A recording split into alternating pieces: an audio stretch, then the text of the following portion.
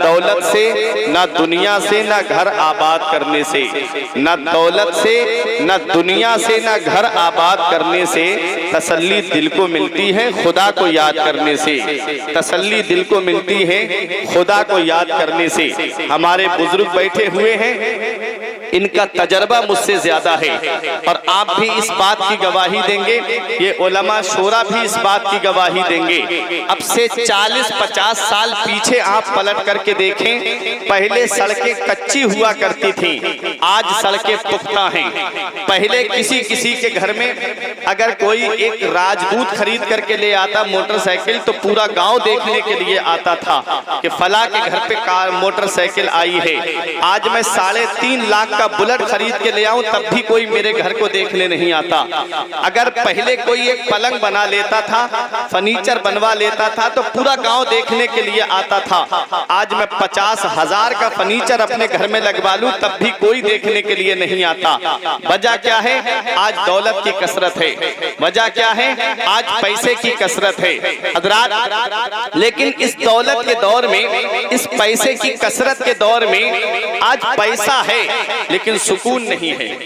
आज पैसा है लेकिन आराम नहीं है। पैसा किस लिए था? ताकि आराम मिल जाए। तो फिर सुकून है कहाँ, आराम है कहाँ? किसी ने कहा सुकून उसके पास है जिसके पास में दौलत है, जिसके पास में पैसा है। हमने शहर के सबसे बड़े अमीर से पूछा, तेरी अमीरी का चर्चा है, तेरी रईसी का चर्चा है, तेरे अकाउंट दौलत से भरे हुए हैं, बता तेरे पास दौलत है क्या, सुकून में है? उसने कहा मौलाना जब से दौलत आई है इतनी परेशानी बढ़ गई है, रात को नींद की गोली लेता हूँ तब कहीं जाकर के सोता हूँ, यही डर लगा रहता है कहीं मेरी दौलत कोई चुरा के ना ले जाए, कहीं मेरे पैसे कोई चुरा करके ना ले जाए। पता चला दौलत में सुकून नहीं। किसी ने कहा सुकून उसके पास है जिसके पास में कुर्सी है, जिसके पास में पावर है, जिसके पास में इक्तिदार है।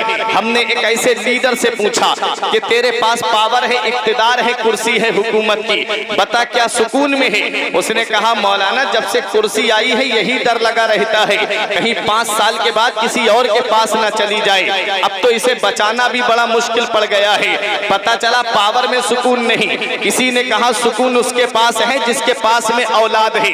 हमने एक ऐसे भाई से बात की जिसके 3-3 बेटे जवान थे, तेरी औलाद जवान है, बता क्या सुकून में है? उसने कहा मौलाना जब तक औलाद नहीं हुई थी कोई आलिम नहीं छोड़ा जिससे दुआ ना कराई, कोई पीर नहीं छोड़ा जिससे दुआ ना कराई, कोई हाफिज नहीं छोड़ा जिससे औलाद के लिए दुआ ना कराई। जब से मेरी औलाद जवान हुई है और जब से ये जियो का सिम चला है मेरी औलाद मोबाइल में लगी रहती है। अब तो कभी कभी इस औलाद की वजह से बदनामी की दहलीज तक पहुंच जाता हूं। पता चला कि औलाद में सुकून नहीं, पता चला दौलत में सुकून नहीं, पता चला पावर में सुकून नहीं, पता चला इक्तिदार में सुकून नहीं। तो फिर सुकून है कहाँ? तो हम कुरान से पूछते हैं, ऐ कुरान तू बता सुकून है कहाँ? तो कुरान जवाब देता है, अला कान खोल के सुन लो, बेज़िक्रिल्लाहि तत्मइन्नुल कुलूब। कुरान जवाब देता है दौलत में सुकून नहीं, पावर में सुकून नहीं, इक्तिदार में सुकून नहीं, अरे हुकूमत की कुर्सी पे सुकून नहीं, तो सुकून है कहाँ? कुरान जवाब देता है बेज़िक्रिल्लाहि तत्मइन्नुल कुलूब। दिलों को चैन मिलता है तो अल्लाह के जिक्र से मिलता है, दिलों को आराम मिलता है तो अल्लाह के जिक्र से मिलता है। नारे तकबीर, नारे रिसालत, मसलके आला हज़रत, जश्न गौसे आज़म, असमते गौसे आज़म अल्लामा फुरकान मंजरी साहब किबला, सरजमीने भांगा डांडी, मुसलमाने भांगा डांडी। नारे तकबीर। बहुत अच्छे हज़रत। न दौलत से, न दुनिया से, न घर आबाद करने से, न दौलत से, न दुनिया से, न घर आबाद करने से तसल्ली दिल को मिलती है खुदा को याद करने से। हजरात को सुकून अल्लाह के जिक्र से मिलता है, दिलों को आराम अल्लाह के जिक्र से मिलता है, दिलों को राहत अल्लाह के जिक्र से मिलती है। ऐ प्यारे मुसलमानों, दिलों को चैन अल्लाह के जिक्र से मिलता है, लेकिन मिलता क्यों है? तो आज अपना अपना इलाज करके इस जलसे से जाइए। मैं आज उलमा की मौजूदगी में बड़ी जिम्मेदारी के साथ बोल रहा हूं कि इंसान को अल्लाह ने पैदा किया है तो दो चीजों से मुरक्कब किया है, एक है जिस्म, एक है रूह। जिस्म को अल्लाह ने चार चीजों से पैदा किया, आग, पानी, मिट्टी, हवा। बहुत गौर से सुनते जाइएगा, जिस्म को अल्लाह ने चार चीजों से पैदा किया, आग, पानी, मिट्टी, हवा। रूह को अल्लाह ने कैसे पैदा किया? हजरात, यही वजह है कि जब जिस्म बीमार पड़ता है तो उसका इलाज दवा के जरिए होता है। अब आप कहोगे जिस्म बीमार पड़ता है तो पता कैसे चलता है? जब खाना अच्छा नहीं लगता तो जिस्म बीमार है, जब कोरमा अच्छा नहीं लगता तो जिस्म बीमार है, जब बिरयानी अच्छी नहीं लगती तो जिस्म बीमार है, जब तंदूरी रोटी अच्छी नहीं लगती तो जिस्म बीमार है, जब जर्दा अच्छा नहीं लगता तो जिस्म बीमार है। जिस्म बीमार है पता चल गया कि जब दस्तरख्वान अच्छा नहीं लगता तो जिस्म बीमार है। जब जिस्म बीमार होता है तो इलाज उसका दवा से होता है। आप किसी भी डॉक्टर से पूछ लीजिए, चाहे एलोपैथिक हो, चाहे होम्योपैथिक हो, चाहे आयुर्वेदिक हो, कोई भी दवा हो, उसके अंदर डायरेक्ट या इनडायरेक्ट, बिला वास्ता या बिल वास्ता, इन चार चीजों में से कोई ना कोई चीज मिली हुई जरूर होगी, तभी इंसान के जिस्म का इलाज हो सकता है। या तो उस दवा में पानी मिला होगा, या उस दवा के अंदर मिट्टी मिली होगी, या उस दवा के अंदर हवा की आमेजिश होगी, या उस दवा के अंदर आग की आमेजिश होगी। क्योंकि इंसान के जिस्म को अल्लाह ने चार चीजों से पैदा किया है, आग, पानी, मिट्टी, हवा। और जब दवा कोई भी हो उसके अंदर इन चारों चीजों में से कोई ना कोई चीज जरूर मिली होगी, तभी इंसान का इलाज हो सकता है। ये हमारे बुजुर्ग बैठे हैं। आज तो अंग्रेजी दवा का दौर ज्यादा चल रहा है। आपसे जरा पीछे, आप 40-50 साल पीछे पलट के जाएंगे तो हिकमत का दौर ज्यादा चलता था। लोग हकीमों के पास जाते थे, लोग तबीबों के पास जाते थे। और तबीब कहां से जड़ी बूटी लाता था? एक लाकर के एक पेड़ को लाकर के एक जमीन के अंदर गाड़ दिया जाता है, मिट्टी के अंदर गाड़ दिया जाता है। अब सिर्फ मिट्टी से पौधा परवान नहीं चलेगा, उसके अंदर पानी लगना भी जरूरी है। अब सिर्फ पानी से पौधा नहीं परवान चलेगा, उसे हवा लगना भी जरूरी है। सिर्फ हवा से पौधा परवान नहीं चलेगा, उसे सूरज की गर्मी लगना भी जरूरी है। जब ये चारों चीजें मिलेंगी तब पौधा परवान चढ़ा। तो किसी हकीम ने उसकी पत्ती से इलाज किया, किसी ने उसकी जड़ से इलाज किया, किसी ने उसकी टहनी से इलाज किया। पता चला कि जब जिस्म बीमार होता है तो इलाज दवा के जरिए होता है, और जब रूह बीमार होती है तो उसका इलाज कैसे होता है? आप कहोगे मौलाना कैसी बात कर रहे हो, दिखने में तो सिंगल बॉडी के लग रहे हो और तुम दावा इतना बड़ा कर रहे हो। एक इंसान के वजूद में जिस्म अलग बीमार है और रूह अलग बीमार है। मैं कुरान से साबित कर सकता हूँ, जिस्म अलग बीमार होता है, रूह अलग बीमार होती है। जिस्म बीमार होता है उसका पता चल जाता है कि जब खाना अच्छा नहीं लगता तो जिस्म बीमार है, और जब रूह बीमार होती है तो उसका पता कैसे चलता है? अरे जब नमाजों में दिल नहीं लगता तो रूह बीमार है,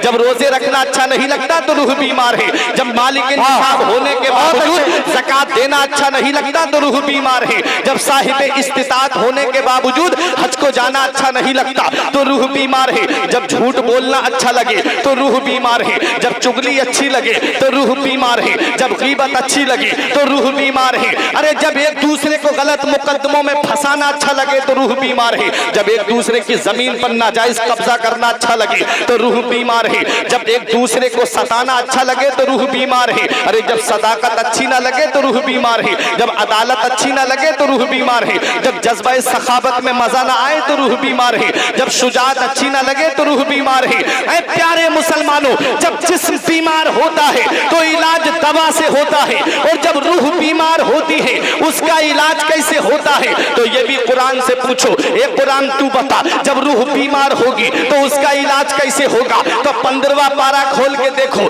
रब इरशाद फरमाता है वयसअलूनका अनिर रूह कुलिर रूह मिन अम्रि रब्बी। वो आपसे रूह के बारे में पूछते हैं, आप फरमा दो रूह तो हुक्म रब का नाम है, रूह तो अल्लाह के हुक्म से एक शय है। कुरान जवाब देता है, पहले ये पता लगा रूह का ताल्लुक किससे है, पहले ये पता लगा रूह का कनेक्शन किससे है, पहले ये पता लगा रूह रिलेटेड किससे है, पहले ये पता लगा रूह कनेक्टेड किससे है। हमने कहा कुरान तू ही बता दे, तो कुरान जवाब देता है रूह का ताल्लुक परवरदिगारे आलम से है, रूह का कनेक्शन मौला से है, रूह रिलेटेड मौला से है।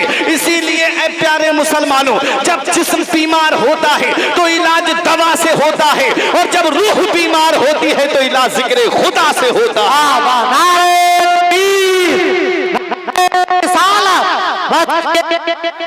जश्न हो शान हो अल्लामा फुरकान मंजरी साहब किबला सरजमीने भांगा डाडी मुसलमाना ने भागा डांडी। बहुत अच्छे मंजरी साहब, वाह वाह वाह। जब जिस्म बीमार होता है तो इलाज दवा से होता है, और जब रूह बीमार होती है तो इलाज जिक्र खुदा से होता है। उसके लिए तुम्हें मस्जिदों में आना पड़ेगा, उसके लिए तुम्हें खानकाहों में आना पड़ेगा। इसीलिए बड़ी बड़ी खानकाहों में आप देखेंगे जब कोई मुरीद होने के लिए जाता था तो उसे पहले जिक्र की महफिल में शामिल किया जाता था। सहाबा ने अर्ज किया, अय्यु जिक्रिन अफदलो या रसूल अल्लाह, या रसूल अल्लाह सबसे बेहतर जिक्र क्या है? नबी फरमाते हैं अफदलु जिक्र ला इलाहा इल्लल्लाह, सबसे बेहतर जिक्र कलमा शरीफ पढ़ना है। ला को खींच करके इल्लल्लाह पे जब गिराते हैं तो दिल पे जो गुनाहों की वजह से जंग पैदा हो जाता है वो इल्लल्लाह की ज़र्ब से जंग दूर हो जाता है और इंसान का दिल मदीने वाले मुस्तफ़ा की मोहब्बत का मदीना बन जाता है। इसीलिए शाहजी मियाँ की खानकाह को देखो, वहां पर हल्का जिक्र की महफिल सजती थी, वहां पर जिक्र की महफिलें सजा करती थी। आज मैं आपको गौसे आजम की बारगाह की तरफ लेकर के चल रहा हूं, बहुत गौर से सुनते रहिएगा प्यारे मुसलमानों। नबी करीम सल्लल्लाहु अलैहि वसल्लम ने फरमाया सबसे बेहतर जिक्र कलमा शरीफ पढ़ना है, और कलमा शरीफ की फजीलत के ताल्लुक से आला हजरत ने अल मलफूज शरीफ के अंदर लिखा है कि अगर कोई 70,000 मरतबा कलमा शरीफ पढ़ करके अपने मरहूम के लिए ईसाले सवाब कर दे तो अल्लाह ताला उसको भी बख्श देता है जो कलमा पढ़ने वाला है, और अल्लाह उसको भी बख्श देता है जिसके लिए ईसाले सवाब किया गया। कलमे शरीफ की फजीलत हजरात, तो मैं अर्ज ये कर रहा था कि जिस्म को अल्लाह ने 4 चीजों से पैदा किया, आग, पानी, मिट्टी, हवा। जब जिस्म बीमार होता है इलाज दवा से होता है, और जब रूह बीमार होती है तो इलाज जिक्र खुदा से होता है। तुम्हें उसके लिए अल्लाह का जिक्र करना पड़ेगा, तुम्हें उसके लिए मस्जिदों में आना पड़ेगा, अपने गुनाहों से तौबा करना पड़ेगी। यही वजह है कि जब बंदे के दिल के ऊपर जंग पैदा हो जाता है, जब दिल काला पड़ जाता है गुनाहों की वजह से, तो फिर उसे मस्जिदों में अच्छा नहीं लगता। जुमे के दिन जाएगा, घड़ी देखता रहेगा कब टाइम हो और कब मस्जिद से बाहर निकलूं, और मस्जिद में आएगा, जलसे में आएगा तो बस खड़ा रहेगा, इधर उधर देखेगा और कहेगा मजा नहीं आ रहा है। अरे जलसे में अल्लाह का नाम लिया जाता है, जलसे में रसूलुल्लाह का नाम लिया जाता है, जलसे में औलिया किराम का नाम लिया जाता है। बताओ जिसे अल्लाह के नाम में मजा ना आए, जिसे रसूल के नाम में मजा ना आए, जिसे वलियों के नाम में मजा ना आए, फिर उसे मजा कहाँ आएगा? तो समझ लो कि उसका दिल जंग आलूद हो चुका है, समझ लो इसका दिल सिया हो चुका है। अब इसे सूफिया की मजलिस में आना पड़ेगा, इसे कलमा शरीफ का विर्द करना पड़ेगा, तभी ये गुनाहों पे जो दिल काला हो चुका है गुनाहों की वजह से, जब ये दिल साफ हो जाएगा तभी इसके अंदर जो है वो मारिफत का नूर जाएगा, तभी इसके अंदर जो है वो कलमे शरीफ की बरकतें जाएंगी, और जब कलमे शरीफ की बरकतें जाएंगी तो उसका दिल जो है वो मदीने वाले मुस्तफ़ा की मोहब्बत का मदीना बन जाएगा। ऐ प्यारे मुसलमानों, अब रूह में भी 2 बातें हैं, एक है रूह और एक है रूहानियत। जैसे इंसान इंसानियत, जिस्म जिस्मानियत, रूह अपने एक महदूद दायरे में काम करती है, और रूहानियत के लिए कोई महदूद दायरा नहीं होता। मेरे अंदर रूह है, अल्लामा नदीम साहब के अंदर रूह है, मौलाना शकील साहब के अंदर रूह है, मुजफ्फर भाई के अंदर रूह, अकील भाई के अंदर रूह। ये रूह का एक महदूद दायरा होता है, महदूद दायरे में काम करती है। जैसे मेरे हाथ के अंदर रूह का जलवा है, ऐसा हो सकता है कि मैं यहाँ हूँ और अपना हाथ बढ़ा के बरेली की गलियों में से कोई चीज उठा लूं, ऐसा नहीं हो सकता। मेरा कदम 1 फीट या 2 फीट के फासले पे गिर सकता है, इससे ऐसा नहीं हो सकता मैं कदम यहाँ से बढ़ाऊं और पीलीभीत की गलियों में कदम रख दूं, मेरे साथ ऐसा नहीं हो सकता। मेरी आंख 1 किलोमीटर का देख सकती है, या कोई चीज बीच में माने नहीं है तो 2 किलोमीटर तक देख सकती है। ऐसा नहीं हो सकता कि मैं यहाँ हूँ और देख लूं कि बरेली की गलियों में क्या हो रहा है, मैं नहीं देख सकता, क्योंकि मेरे अंदर रूह है, और रूह का एक महदूद दायरा होता है, रूह एक महदूद दायरे में काम करती है। लेकिन ऐ प्यारे मुसलमानों, जिसे अल्लाह रूहानियत अता करता है, जिसे रूहानियत का मकाम मिलता है, वो माँ के शिकम में होते हैं तो लौहे महफूज पे चलने वाले कलम की आवाज को सुन लेते हैं। अल्लाह जिसे रूहानियत देता है वो मेरे गौस फरमाते हैं, नजर तो